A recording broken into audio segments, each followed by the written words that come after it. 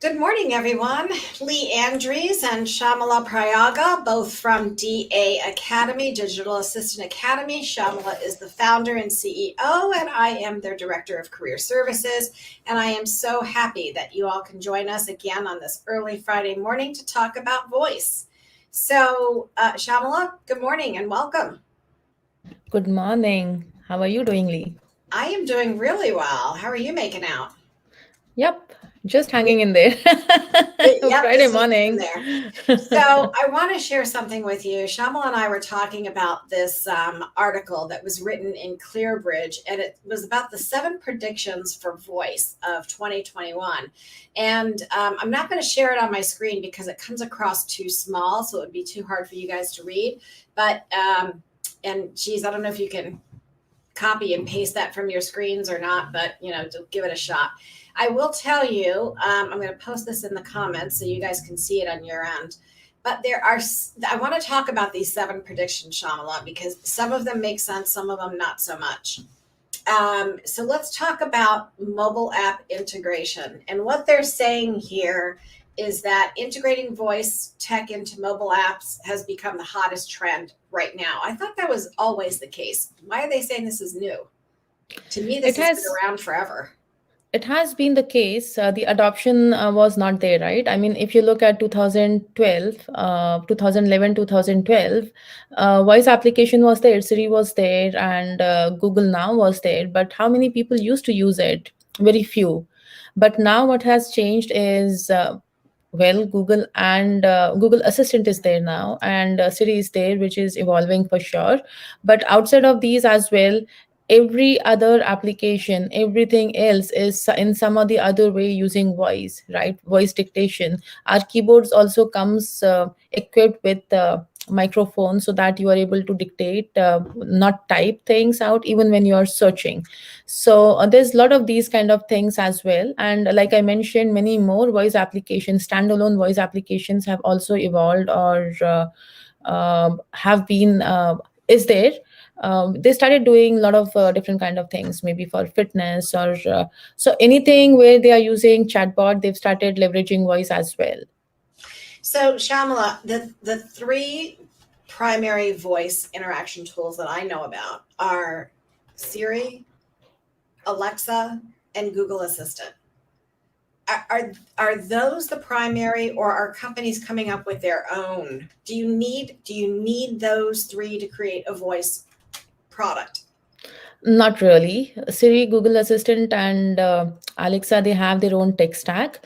But then, see, there are two things. One thing is either you're creating third party developer apps, right? Custom apps like Alexa skills or Google Actions or Siri apps, right? Those are things you're doing. But that is for the Siri platform or Alexa platform, but that is not the only way you can create voice applications. In order to create a voice application, there are other ways to do that as well. And one of the thing is there are a lot of companies.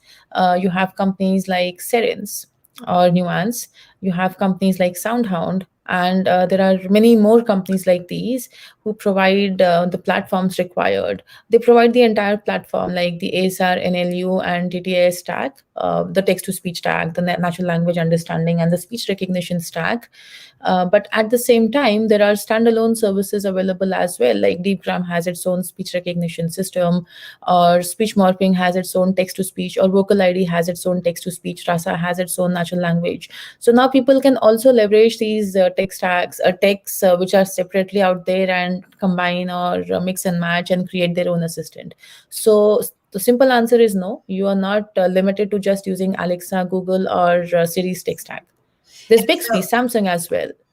so the reason that people design for these, to be clear about this, is simply because products are being sold with that technology: Siri, Google Assistant, and Alexa.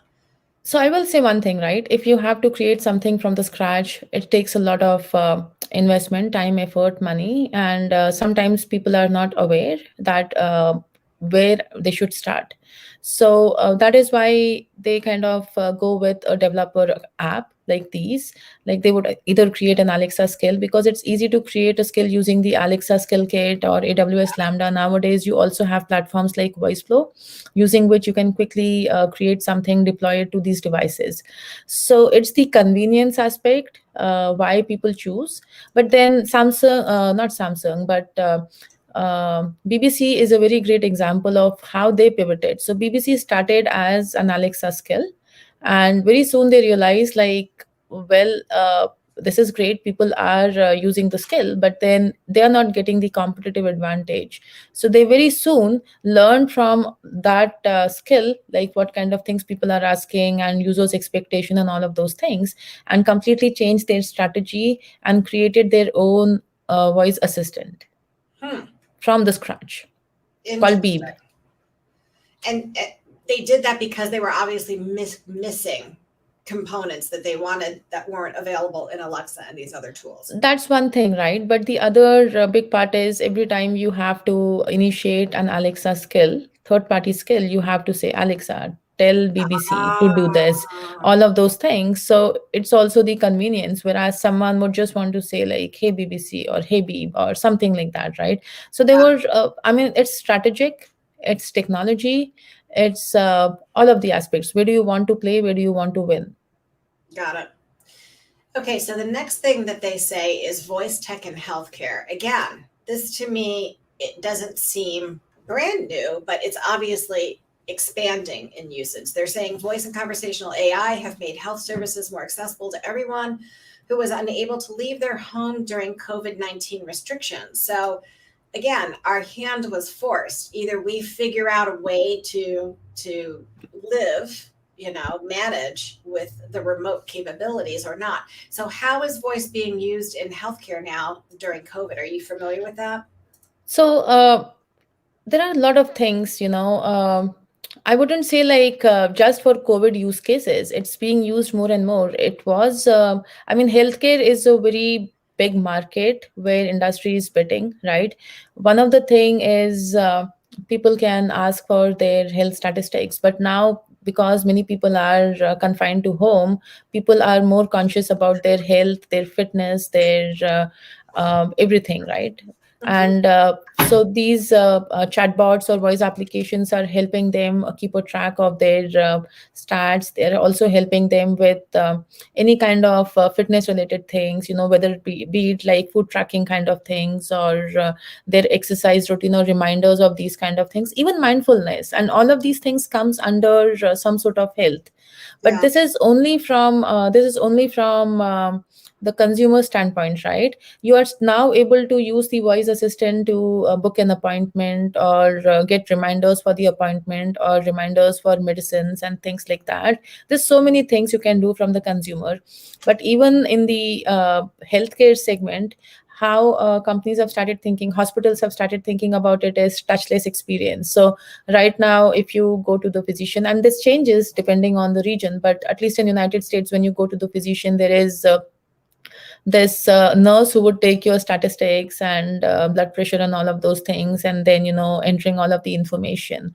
And healthcare has been experimenting in some places with a completely touchless experience. You go and check your weight and all of those things, and it is automatically entered into the system, or some different ways to do those kind of things, getting your information in there. And the doctor would speak to you, and all the information, all the records, paperless. Right now they don't want all of these things. Right now what happens is, when every time I go to the doctor and I tell her about a problem, in along with the prescription and other things, she would give me a bunch of documents to read related to that problem. All of those things is now available through the voice assistant. You can just go and ask, like, how do I fix this issue, or like what kind of preventative measures should I be taking, what should I be eating, and all of those kind of things. So all of those are happening even in operation theaters and in hospitals. There are some pilot studies happening even in the wards. So for example, last year when I had my surgery, and it was during the COVID time, my husband was not allowed. And I was completely out of commission. After the surgery, I was feeling super hungry, but then there was no one around and no way to call the nurse. And I kept pressing that, call for The help button. button using that remote, and no one showed up because obviously, due to the COVID, there were very few people out there. Now, in if there was a voice assistant out there and I can simply ask the voice assistant, like, okay, I want to order food and blah blah blah, and it completely goes to the hospital canteen system and does all of that, you are reducing that one task for the nurses because they have so much to do, so many patients to take care of. So healthcare is thinking about these kind of creative ways to reduce the cost, but also optimize the experience overall. So I was posting this in here. It says chatbots have helped screen and triage patients, and Apple Series now walk users through the CDC's COVID-19 assessment questions and then recommends them. So I think that there's some privacy issues here, right? So a lot of this stuff, though, is happening. We should be clear that these chatbots are happening from home. Right. These are not happening in a public facility or a hospital. Those are still behind closed doors or on touch screens where nobody can see what the patient is doing. So, Shyamala, before we go any further in the other 2021 7 big things for voice, how do you as a practitioner, there's so many options for careers and jobs. How do you pick just one? Like how do you, we talked about this last week, how do you like focus, this is like a kid in a candy store, where do you begin? So, yeah, I mean, it's interesting you brought this up, right? So, I would say it's all about where your passion lies, right? And whether you like challenging opportunities and all. Not that you will not get challenging opportunity everywhere, but taking your candy example, you have so many candies, but you may have liking for a certain kind of candy more than the other because maybe that tastes well, or maybe something else, maybe the ingredients, or it could be anything. So that the same way, when there are so many options available out there, you will be looking at which one is more interesting. Like if you are like me, then you'll be definitely looking at challenging, like how big of a challenge are we talking about. Because if it is just the simple chatbot design where there's not a lot of challenges, not a lot of complications, I will get bored very soon. So, looking at the opportunity, looking at how complex it is and what kind of challenges you will be solving, but at the same time looking at the exposure and what are you bringing to the table with all of these things, and where are you going? What is your next step from here? Like, when I talk about exposure, so when I was looking at the opportunity at Ford, I had option from other companies as well. But the only difference was, in the other companies, I was one of the designers, and at Ford, I was the only designer, the only one and only designer. So that was the big factor for me when I was choosing. So there are too many criterias, which I will say depends on individual level. But if it is challenging, definitely you will enjoy it, and you will want to stick with the company longer. And when we say challenging, we want to make sure that we're clear about what we mean by challenging. Challenging meaning that you're designing something from scratch, or are you redesigning something that's already good, trying to make it better, right? So they bring on two challenges, two different types of challenges. And like you said, is this are you standing up a new capability, or is the capability there and you have to blend it? Again, two very different levels of challenges. So we need to understand what Definitely, those are. definitely, definitely. Those are the things, right? For example, when I talk about challenges, it's the complexity of the problem you're trying to solve, right? It could be a new technology, or it could be a completely scratch design, or it could be a redesign. When Sync 4 was launched, Sync 3 already existed in Ford vehicles. So, not that it was not great. There were some limitations because of the technology we were using, but Sync 4, I had a little bit more flexibility to do my own stuffs. Every aspect of the design, including the visual cues, including how we create the flows, or the template itself, but also the voice interaction, was complicated because there's too many things in the vehicle, right? There's navigation system, and it kind of changes depending on the different regions. So when we are talking about designing a voice assistant just for United States versus Europe, it's different. even the address system is different. So there was a lot of interesting challenges like those to solve, and that is what I'm talking about. Like, you constantly have to, not that every project will have challenges, but some of these are interesting, where you are trying to navigate through all of the different kind of things and understand and blend together and launch a product which is out there in the market. That kind of satisfaction is different. Yeah. All right, let's move on to something else that I don't understand. Search behaviors will change, and this is what the article from ClearBridge is saying, that voice search has been a hot topic of discussion. Visibility of voice will undoubtedly be a challenge. This is because the visual interface with voice assistants is missing. It's huge, right? Users simply cannot see or touch a voice interface unless it's connected to the Alexa or Google Assistant app. What did I just say? See, it's So, simple. When we talk about voice search, okay, right. So let's I put mean, this in. Let's put this in the lowest common denominators terms. Let's make sure that our audience understands what we're talking about. So here's my Siri. This is my mobile phone, right? Now, if I say, "Hey Siri," and she pops up, now I can see her. I can see this, but I still can't touch it. It's that she's saying, "I'm not sure I understand." Well, there's a reason for that.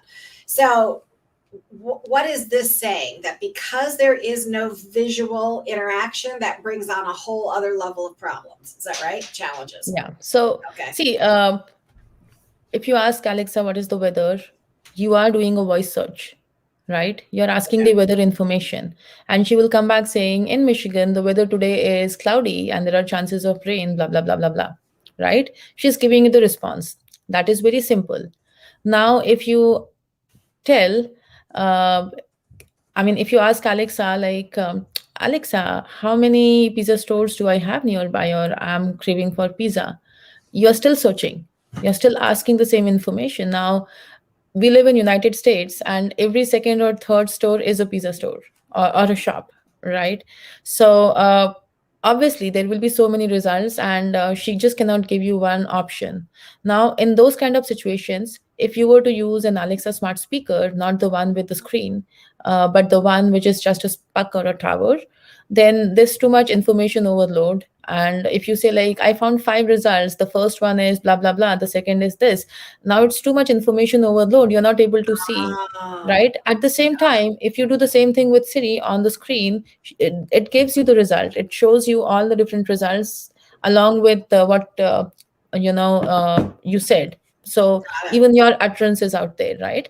So that is what they're talking about. But well, Alexa and Google have screen based devices as well nowadays, so you can see what's happening and all of those things. And there's way to simplify things. Multimodal is the solution for sure for voice search, but then at the same time, there's way to simplify the interactions furthermore. If I know your behavior and pattern, and I know, like, these are some of the pizzas you like, I would not suggest you all, but rather I would suggest you the ones which is more relevant for you. So there are ways to simplify this. So when we talk about behaviors, all of these type of things will come into play. Not just multimodality, like showing something on the screen, but also what you display, or how you communicate, how you present the list, right? All of those things. So people will continue to search, because I personally do a lot of those kind of things. And I know so many people who have. I know one person, they planned their entire honeymoon just with Alexa. So, was it last week or the week before you talked about people marrying Alexa? And now you're telling me that not only are they getting married, but they're allowing Alexa to build their honeymoon. Yeah, so There's a pattern here. Do you see what I'm going with this? This doesn't well, concern anybody. see, so the thing is that, if you talk about marrying, that's a different level, right? I mean, that's where Amazing. people are getting too emotionally engaged with the assistant more than they are expected to, or more than they should be. And that's a problem. That's a problem on both the sides, because, well, you have designed the personality too sassy or too much personality, and that is why people are getting Yeah. attached, and on the other hand people are not understanding. But this thing is completely different. It's like convenience, right? I just want to know the entire travel package. I'm just able to book things. In fact, one person used the entire Google Assistant and Google Duplex to book, and they've used Google Duplex to actually make reservations on their behalf. So I know two people who have used voice assistant to book their entire honeymoon package. Wow. So yeah, voice search is big. People are going to use it more and more, and the future generation will be 100% dependent on voice.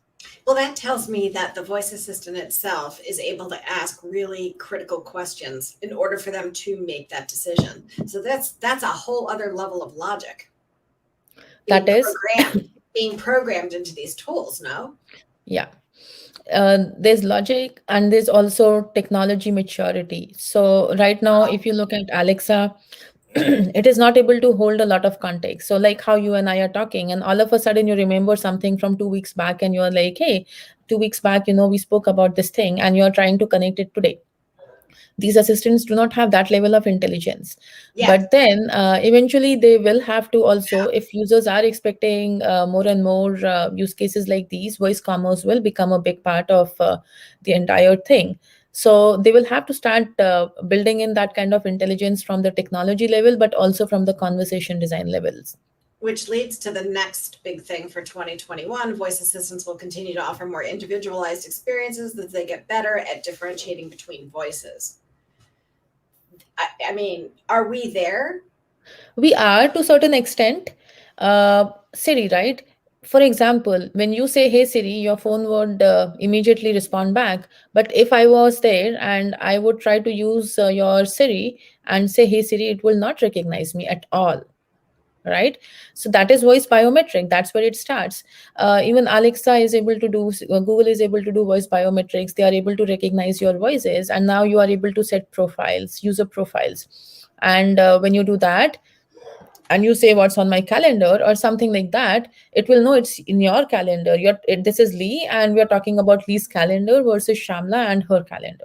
So definitely those kind of things are already there, but it will mature more and more. And when we talk about personalization, it's personalization from all aspects. Right now what happens is, I have personalization, I know your voice, and I know your calendar, and I'm providing you responses. But again, the responses are not 100% tailored, right? So for example, if you say hey, I want to order some pizza, the assistant would come back and say I found these 5 results, regardless of whether I understood you early and all of those things.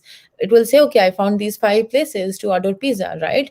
But then they are not in the stage where they say like, hey Lee, last time you ordered from Jet's Pizza, do you want me to order the same thing for you, or do you want me to order something different today? We're not there, and we will get there because people are expecting those kind of interactions. They are?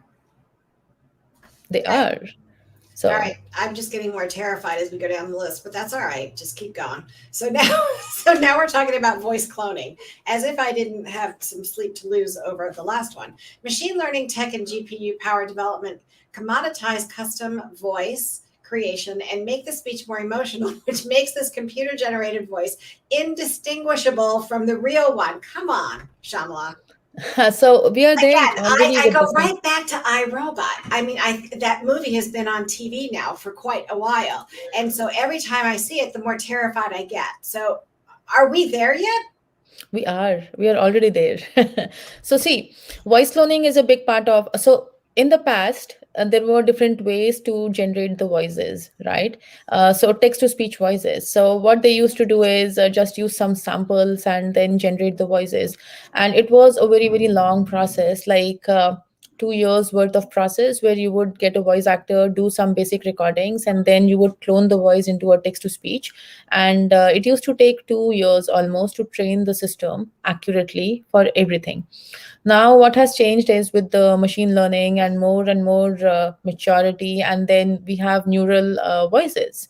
And now what that means is, first of all, you don't need a lot of training data. You don't need hours, 100 hours worth of training data. You just need almost 20 minutes of data, which is like significantly dropping the time. and you don't need 2 years worth of information to train the system. You can train the system in maybe like a week or so, depending on the company and what kind of matured capabilities do they have. Like Vocal ID, I know for sure is one of those companies who does pretty much these kind of things. Now initially they were text to speech engines, and they used to sound very robotic, and there was some way to tune those things. We used to use SSML, which is speech synthesis markup language, to tune those things, saying I want emphasis here, I want pause here, I want to increase the pitch here, and all of those things. And eventually what happened is people were expecting more. They found these assistants to be very robotic, and they were like, no, we want something more, we want a more human like voice. And so companies like Serens, Vocal ID, Voicery, Speech Morphing, they started working on these neural voices, where, and even Alexa, Amazon Polly have to that to a certain extent, where you can make it emotive. So outside of these different tuning, which I'm saying, now you are able to train this system. So if you want someone to be excited, so for example, the text to speech needs to be excited about certain thing and say like, welcome on board or something like that. How will you do that, right? So when you get the voice actor, you would actually train record those voices with all these different kind of emotions which you want to inject into the system, like empathy, emotion, and all. And it completely clones and understands all of those things. So now these assistants are capable to have more apologetic voice where required, more empathetic voice, more authoritative voice where required, or they can show empathy, they can show sympathy and all. And companies are wanting that kind of thing, because voice assistant is not confined to your home, or they are not just confined to your cars, right? They are everywhere nowadays. And you wonder why I'm concerned about more people asking their voice assistants to wed. I mean, the more empathy and emotion that you give these tools, I mean, they're going to be more emotionally susceptible to human beings who are alone, right? And loneliness is a huge psychological issue in the world. You know, it's a big it's a big problem. I can't stop laughing because iRobot again comes into my mind, and people who are defending these technologies. So we've got two more items. We've got less than 3 minutes left on this call, Shyamala, which flew by. And I'm thinking we're going to save these for the next time. We've got smart displays and we've got voice in the gaming industry, which can be two conversations that will take an hour each. I do want to end this session though. When we look at all the trends, these trends for 2021 or predictions, I don't think that they're new. I think that they're just expanding what's already in place. So whatever seed was planted maybe 2, 3, even 5 or so more years ago, it's just bubbling up. Is that a fair statement?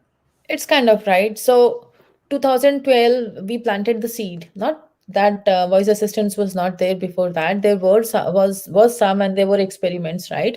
But if you look at the actual voice and adoption, we planted the seed in 2012, and now the saplings have started growing. So obviously, that is the same thing.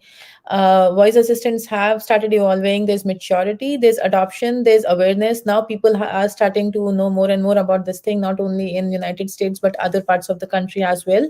So there's adoption everywhere, people are using it everywhere. So now is the time, because people understand what it is and people have started using it, and they like it, that they are wanting it more and more. Yeah, and I can see where it makes a lot of sense because it takes some of the mundane jobs away and makes life a little bit more interesting, right? So anything that's repetitive is kind of nice, or when you don't have to actually wait for somebody to get on the phone for an hour and a half while you're waiting on hold, you can get your answers a lot more, quickly, and as long as they're accurate, right? What are we worried about? All right. So as we come to the end of this Voice Chat Friday, are there any other parting words that you want to give to your academy? Because I know that we have a few of our academy folks are out there in hot pursuit of interviews this week. So we want to wish all of them good luck on their new ventures. And as far as DA Academy goes, we are accepting new enrollees. That begins next week, right? Next week or the week after. Yeah. So if you're interested in joining us at DA Academy, there's two options there. You can either just take the coursework and learn about conversational AI, or you can do the coursework plus get some career support exposure and help that way as well. So two options for you there. Thank you all for joining us today. Have a wonderful weekend. And Shyamala, thank you again for sharing all of your brilliance and your experience. Appreciate it. Thank you. Thank you. Thank you, everyone.